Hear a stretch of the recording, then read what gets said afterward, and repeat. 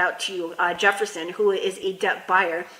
But those are the things that you're going to dispute using the validation of debt. And I will also post that down in the description. All right. Now, why don't you want to dispute with portfolio recovery and Midland and all of that? If it is within the statute of limitations, you are putting a green light above your head that says, hey, I'm trying to fix my credit.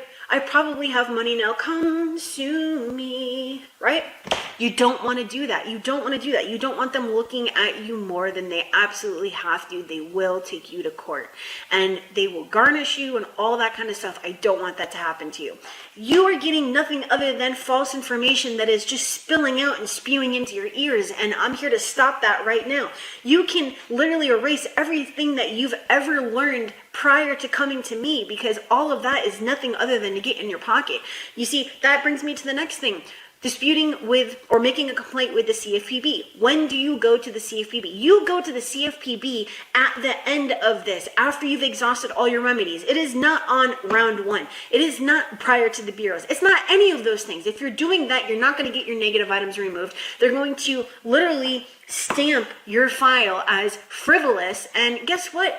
That's not helping anybody, okay? So if you want to permanently remove your negative items, and you do need to make complaints with the CFPB, the AG, the FTC, the BBB, you need to first exhaust your remedies. What does that mean? If you go look up the definition, the administrative definition of exhaustion of remedies, you're going to see that it says that you need to deal with the original parties and organizations such as the bureaus, creditors, and collectors prior to going and getting outside help, such as the CFPB. Okay, so keep that in mind, because if you do this and you do it wrong, those things are not going to come off, and you're going to be coming back 5 years later saying, damn, I wish I had listened to Kristen, because it happens all the time. I have people who I initially spoke with in 2017 who are just signing up now. Why? Because they thought that there's all these different, loopholes and blah, blah, blah. And guess what?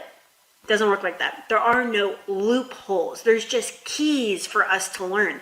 And when you're going around getting all these shortcuts, you end up back in the same position, except for this time you boxed yourself in, right? I don't want you to box yourself in. I want you to free yourself. And the way you free yourself is by disputing the right way, which brings me to the next one.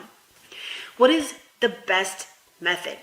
The best method is using the facts from the credit report. Now, if you go down in the description, you're going to find this. You can get the hard copy or the digital version of this, accessible immediately. But this is going to allow you to write the perfect dispute letter every single time, a checklist that you should be going over